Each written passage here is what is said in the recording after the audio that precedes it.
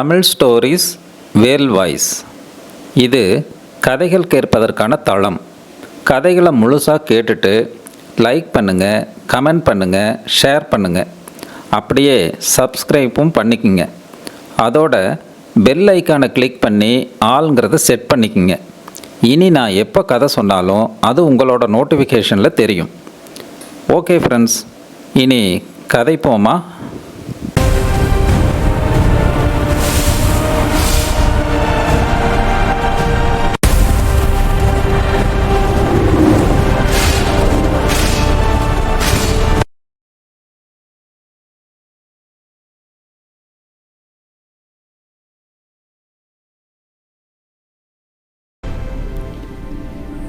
பிரம்மாவிடம் பெற்ற பல வரங்களால் தனக்கு நிகர் எவ்வுலகிலும் யாரும் இல்லை என்று கர்வம் அடைந்திருந்தான் ராவணன்.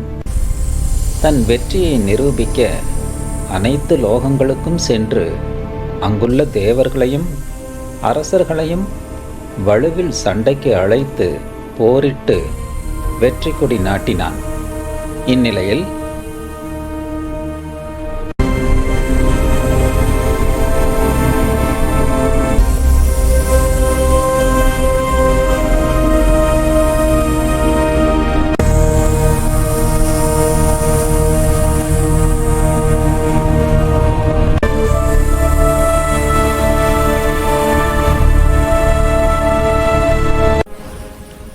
ராவணன் அன்று இரவு மேருமலையில் தங்கி மறுநாள் தனது புஷ்பக விமானத்தில் வான்வெளியே செல்லத் தொடங்கினான்.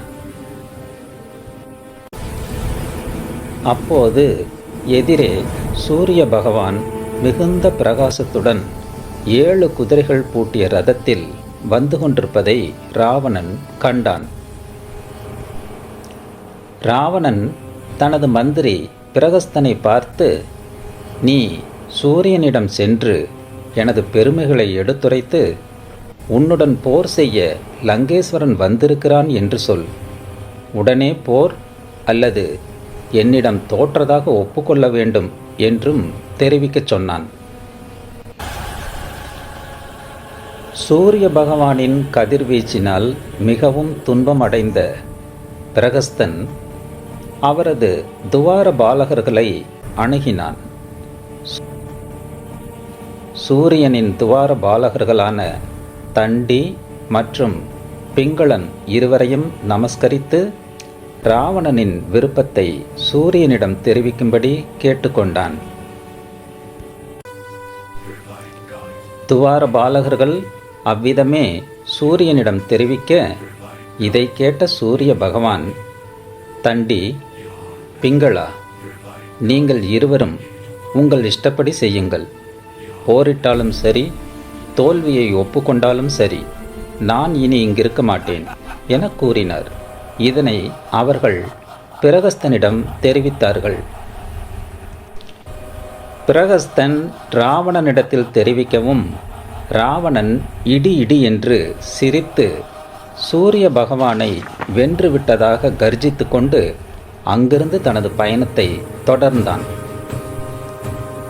அப்போது அரசர்கள் போல் காணப்பட்ட பலர் ஜொலிக்கும் தங்க ரதங்களில் மகிழ்வுடன் மேக கூட்டங்களுக்கு இடையே பயணிப்பதை ராவணன் கண்டான். அவர்கள் யாரும் ராவணனை கண்டுகொள்ளாமல் சென்று கொண்டிருப்பதை ராவணன் கவனித்தான். அவர்கள் யார் என அறிய ராவணன் விரும்பினான்.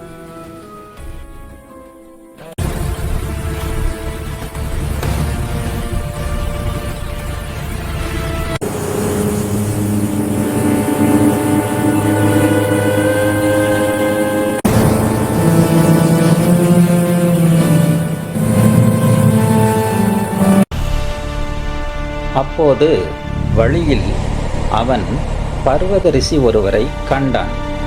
அவரிடம், மகரிஷே, அதோ அங்கே பல பெண்களால் தழுவப்பட்டு ஜொலிக்கும் ரதத்தில் பவனி வரும் அரசன் யார்? மற்றொரு ரதத்தில் ரம்யமான இசை ஒலிக்க அப்சரஸ் நடனமாட மிகுந்த தேஜசுடன் விளங்கும் அந்த இன்னொரு அரசன் யார்? இதுபோல் இன்னும் பலர் எதிர்படுவதை காண்கிறேன். இவர்கள் யாரும் என்னை கண்டுகொண்டதாக தெரியவில்லை. இவர்களில் என்னுடன் யுத்தம் செய்ய தகுந்தவர் யார் என கேட்டான். அதற்கு அந்த ரிஷியானவர், ராவணா, இவர்கள் அனைவரும் புண்ணிய ஆத்மாக்கள். தாங்கள் செய்த புண்ணிய பலன்களால் இப்படிப்பட்ட சுக வாழ்க்கையை அடைந்து வாழ்பவர்கள். இவர்கள் யாரும் உன்னிடம் யுத்தம் செய்ய மாட்டார்கள். 7 லோகங்களையும் ஆண்ட மாந்தாதா சக்கரவர்த்தி ஒருவரே உன்னுடன் யுத்தம் செய்யக்கூடியவர் என்றார். உடனே ராவணன், என்ன, மாந்தாதா சக்கரவர்த்தியா? அவன் எங்கிருக்கிறான்? இப்போதே அவன் மீது போர் தொடுக்கிறேன் என கர்ஜித்தான். உடனே மகரிஷி, ராவணா, யுவனாச்வனுடைய புத்திரனே மாந்தாதா. அவன் 7 லோகங்களையும் 7 சமுத்திரங்களையும் இந்த பூமியையும் வெற்றி கொண்ட ராஜாதி ராஜன். இன்று அவன் சொர்க்கத்துக்கு செல்ல வந்து கொண்டிருக்கிறான் என கூறினார்.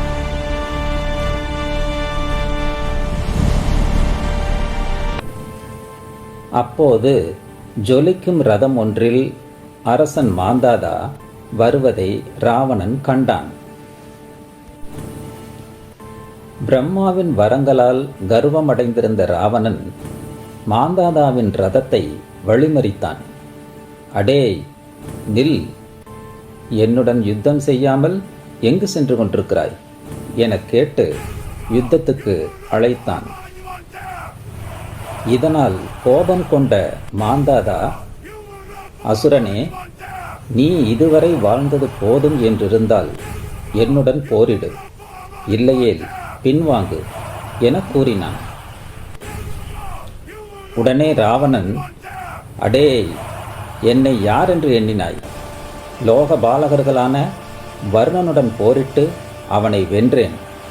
செல்வத்துக்கு அதிபதியான குபேரனுடன் போரிட்டு அவனையும் வென்றேன். உயிர்கள் அனைத்திற்கும் யமனாக விளங்கும் அந்த யமனுடன் மாபெரும் யுத்தம் செய்து அவனையும் வென்றவன் நான்.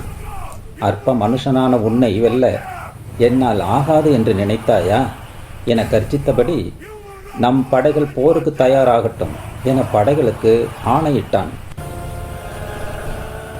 உடனே ராவணனின் மந்திரிகளும் படைத்தலைவர்களும் அசுர வீரர்களும் நானாவிதமான ஆயுதங்களால் அரசன் மாந்தாதாவை அடித்து நொறுக்கினார்கள். அரசன் மாந்தாதா தன்னுடைய தீட்சண்யமான பானங்களால் பிரகஸ்தனை வீழ்த்தினான். அதேபோல் பிரகஸ்தனுக்கு அடுத்து வந்த சுகனை அவ்வாறே வீழ்த்தினான். அதன் பின்னர் சாரணனையும் தன்னுடைய கோதண்டத்தால் அடித்து வீழ்த்தினான். மகோதரனையும் விட்டு வைக்காமல் தன்னுடைய தண்டாயுதத்தால் பிளந்தான். விருபாட்சனை சக்கராயுதத்தால் தாக்கி கீழே தள்ளினான் அரசன் மாந்தாதா. அதன் பின்னர் மாரீசனை தனது பெரிய வாளால் தாக்கினான். அதோடு கம்பனனை சக்தி வாய்ந்த தண்டாயுதத்தால் அடித்தான். ராவணனின் பெரும் வீரர்களை இவ்விதம் அடித்து படைகளை மிரளச் செய்தான். அரசன் மாந்தாதா தன்னுடைய சக்தி வாய்ந்த பெரிய வாளால் அசுர படைகளை நாசம் செய்தான். அரசன் மாந்தாதாவின் வாழ்வீச்சுக்கு முன் எதிரி படையினர் சிதறி விழுந்தனர். அனலை கற்கும் வாளின் சுழற்சியால் எதிரிகள் நெருங்க பயந்தனர். அரசன் மாந்தாதா தனது வாளின் சக்தியை கொண்டு ராவண படையை பந்தாடினான். மற்றொரு புறம் இரு காலாற்படை வீரர்களும் மோதிக்கொண்டனர். பல திசைகளிலிருந்தும் பறந்து வந்த அம்புகள் வீரர்களின் உடலை பதம் பார்த்தன. அரசன் மாந்தாதா சரமாரியான அம்புகளை ராவணனின் குதிரை படைகளை நோக்கி எய்தவண்ணம் இருந்தான். அம்படிப்பட்ட போர் குதிரைகள் போர்க்கள மண்ணில் விழுந்து கதறின. அரசன் மாந்தாதா தானும் ஒரு அம்பு போல் குதிரைப்படைக்குள் ஊடுருவினான். தீப்பொறி பறக்கும் ஈட்டிகளை ராவணனின் யானைப்படைகள் மீது தொடர்ந்து எறிந்தான். அதோடு கூரிய அம்புகளையும் எய்து அவைகளை கதறடித்தான். தனது வாளை பம்பரமெனச் சுழற்றி போரிட்ட அரசன் மாந்தாதா வெற்றி வீரனாக போர்க்களத்தில் பவனி வந்தான்.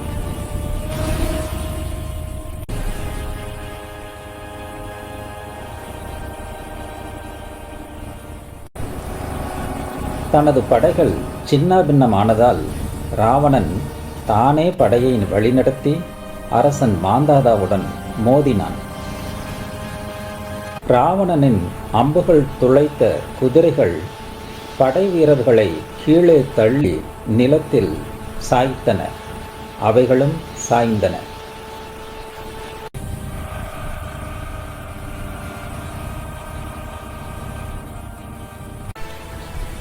போர்க்களத்தில் மிரண்ட குதிரைகள் கீழே விழுந்த வீரர்களை மிதித்துக்கொண்டு தலைதெறிக்க ஓடின. ராவணன் தனது படையை உற்சாகப்படுத்தி முன்னேறினான். பிரம்மாண்ட உருவம் எடுத்த ராவணன் மற்றும் அரசன் மாந்தாதா இருவரும் நெருப்பு கூடுகளை எரிந்து தாக்கிக் கொண்டனர். ராவணனின் அசுர உருவத்தினால் யானைகள் மிரண்டு ஓடின.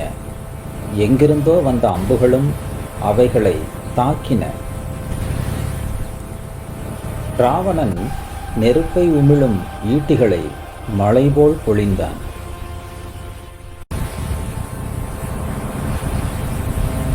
தனது கால்களுக்கு கீழே ஓடும் வீரர்களை காலால் மிதித்தும் கைகளால் நசுக்கியும் அழித்தான். மேலும் சரமாரியான அம்புகளால் அரசன் மாந்தாதாவின் குதிரை மற்றும் யானை படைகளை ராவணன் நாசம் செய்தான். தனது மாய சக்தியால் யாழி என்ற மிருகத்தை படைத்து போர்க்களத்துக்குள் அனுப்பினான் ராவணன். அரசன் மாந்தாதாவின் படைகள் இதை கண்டு அஞ்சின. ராவணன் நெருப்பை உமிழும் ஈட்டிகளை குதிரை படைகள் மீது வீசினான். வானிலிருந்து மழைபோல் விழுந்த நெருப்பு ஈட்டிகளால் மாந்தாதாவின் காலாற்படை அழிவை கண்டது. இதனால் கொதித்தெழுந்த அரசன் மாந்தாதா தனது பாணங்களால் ராவணனின் குதிரைப்படை மற்றும் காலாற்படைகளை ஓட ஓட விரட்டினான்.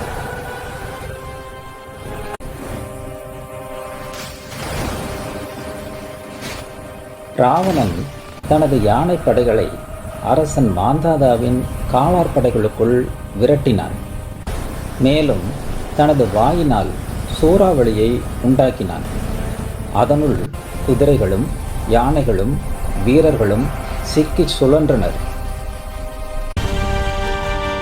ராவணன் தனது அசுர உருவத்தினால் யானைகளையும் குதிரைகளையும் கைகளால் அள்ளி எறிந்தான்.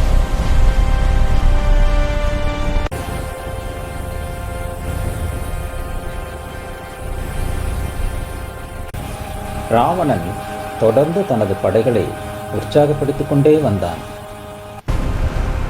இருப்பினும் அரசன் மாந்தாதாவின் தாக்குதலால் அஞ்சிய ராவண வீரர்கள் ராவணனை சரணடைந்து நின்றனர். இதனால் ராவணன் மாயா சக்திகளை அரசன் மாந்தாதாவின் படைகள் மீது பிரயோகித்தான்.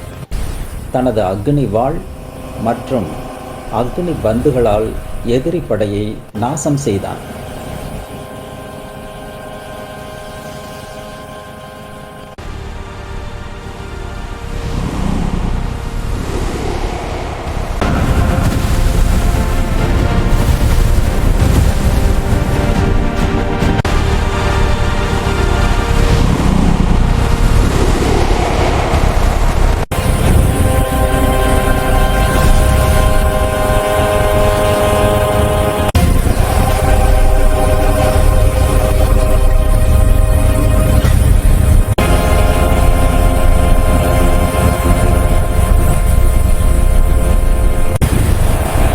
தன்னை நோக்கி வந்த படைகளை சாம்பலாக்கினான் ராவணன்.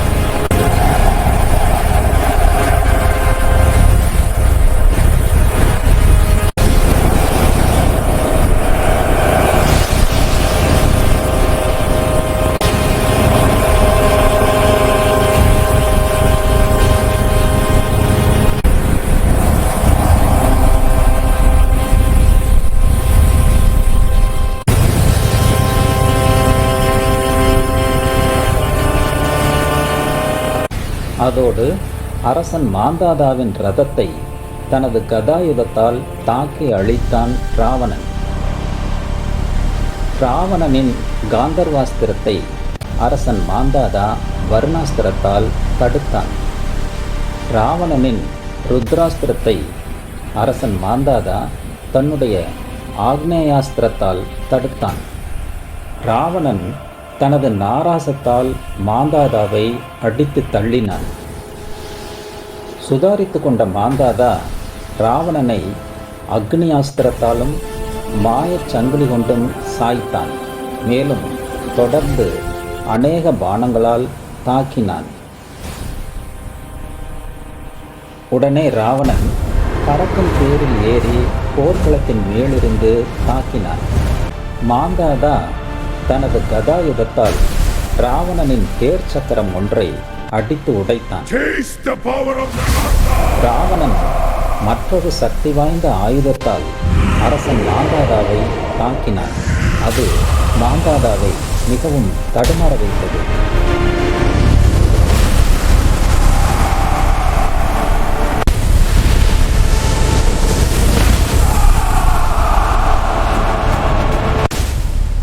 அரசன் மாந்தாதாவும் தன்னுடைய மற்றொரு சக்தி வாய்ந்த ஆயுதத்தால் ராவணனை தாக்கினான். இருவரும் சளைக்காமல் பலவித ஆயுதங்களால் தொடர்ந்து தாக்கிக் கொண்டனர். படைகளும் தொடர்ந்து போரிட்டு வந்தனர்.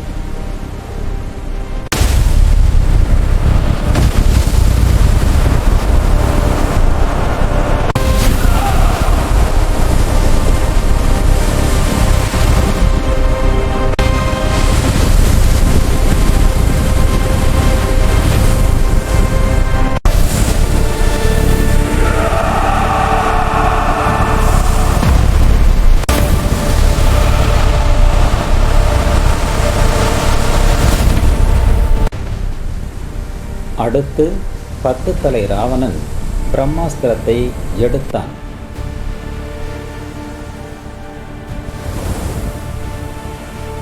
அதை கண்டதும் அரசன் மாந்தாதா பசுபதாஸ்திரத்தை எடுத்தான்.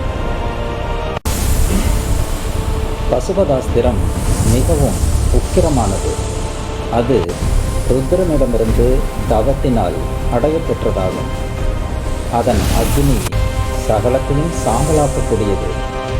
இருவரும் பேரழிவை உண்டாக்கும் அஸ்திரங்களை கொண்டு மோதிக்கொண்டனர்.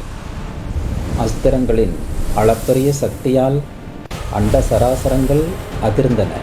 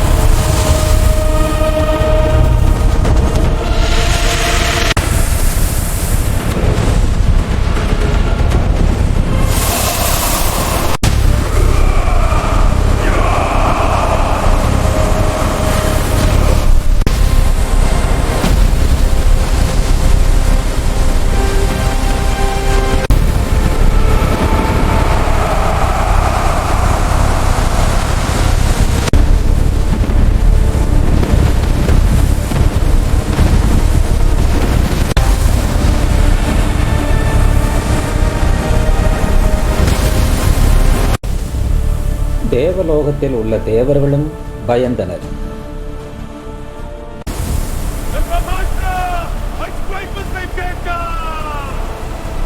சமுத்திரம் ஆழி பேரலைகளை உண்டாக்கி கொந்தளித்தது.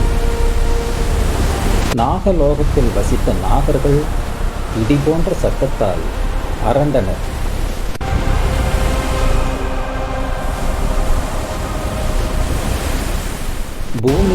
பெரும் பிளவுகள் உண்டாகி பாறைகள் தெறித்து வந்தன.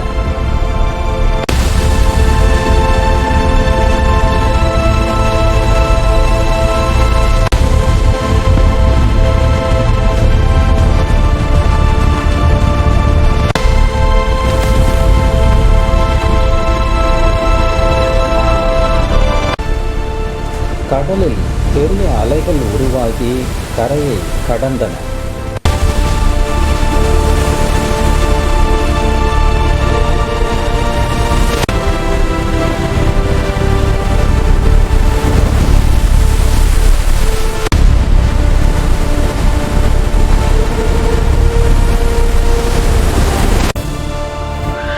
பறவை இனங்கள் பதறிக்கொண்டு பறந்தன.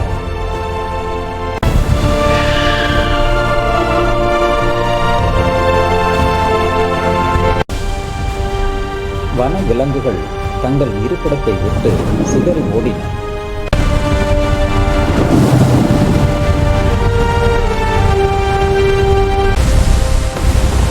பெரிய மலைகள் வெடித்ததால் பாறைகள் உருண்டு வந்தன.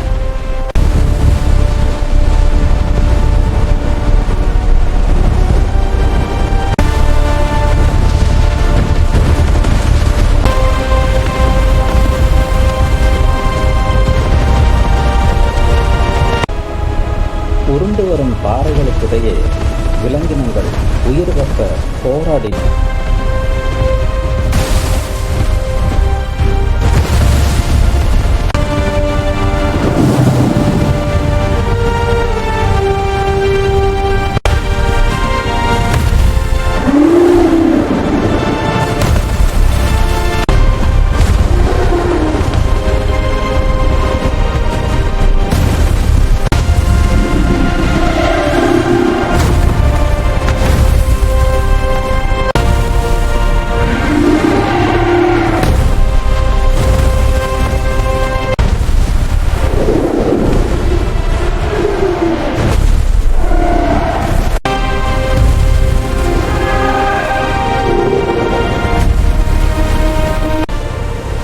கடலில் ஏற்பட்ட திடீர் வெப்பத்தால் கடல்வாழ் உயிர்கள் கரையில் விழுந்து தவித்தன.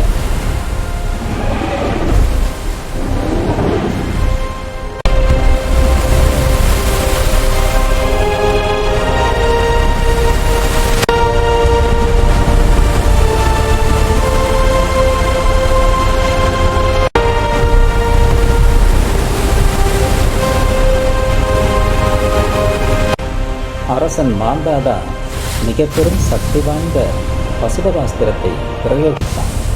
அது அக்னியை கக்கிக் கொண்டு சகலத்தையும் நடுநடுங்க வைத்தது. பசுபதாஸ்திரம் சீறிச் சென்ற வழிகளெல்லாம் அக்னியால் சூழப்பட்டு கொதித்தது.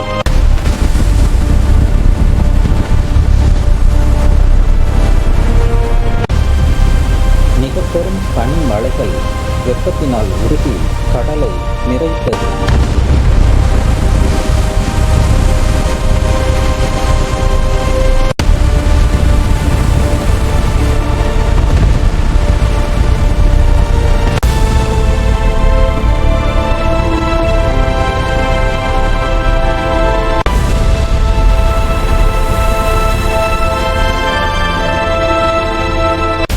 கடும் பாறைகள் கொண்ட மலைகள் வெடித்து சரிந்தது. மலைகள் வெடித்ததால் சிதறிய பாறைகள் சிறிதும் பெரிதுமாக தெரித்து நெருப்பு பிளம்புகளுடன் மழை போல் பொழிந்தது.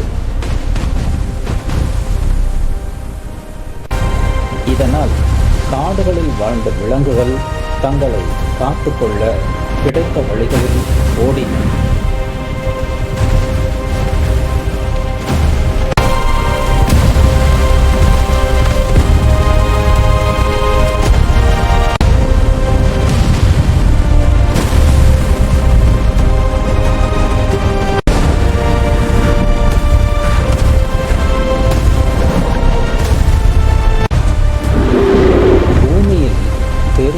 விழுந்தது போல் ஏற்பட்ட சத்தத்தால் மக்களும் தலைவெறிக்க ஓடினர்.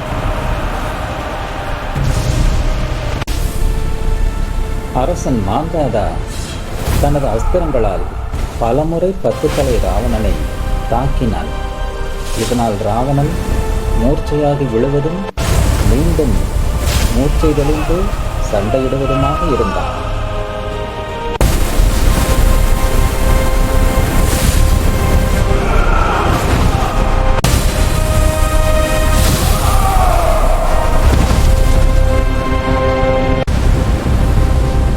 இவர்கள் இருவரது அஸ்திர போர்களினால் லோகங்கள் அனைத்தும் நடுங்கின.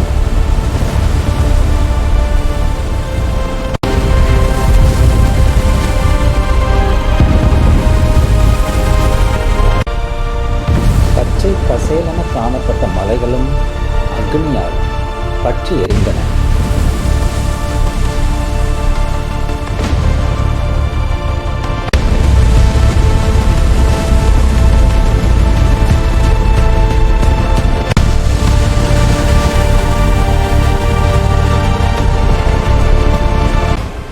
அஸ்திரங்களை எதிர்கொண்டு மயங்கி விழுந்த ராவணன் மீண்டும் புது பலம் பெற்று எழுந்தார்.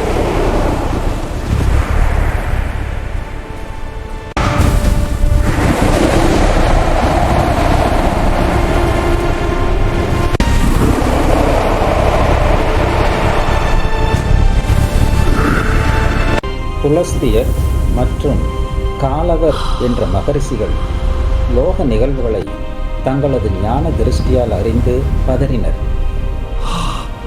இனியும் தாமதித்தால் இருவராலும் உலகம் அழியும் என நினைத்த அவர்கள் ராவணனுக்கும் அரசன் மாந்தாதாவுக்கும் இடையே சமரசம் செய்தனர்.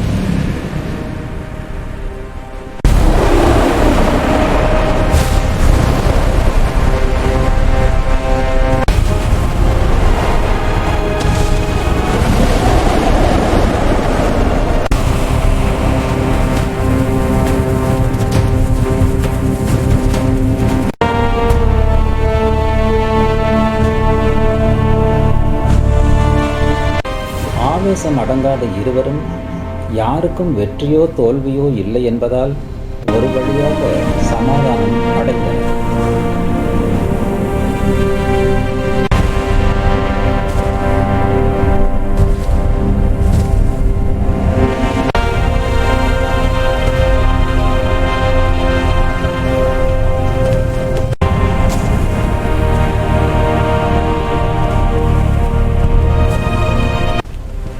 அதன் பின் இருவரும் அவரவர் வழியில் சென்றனர்.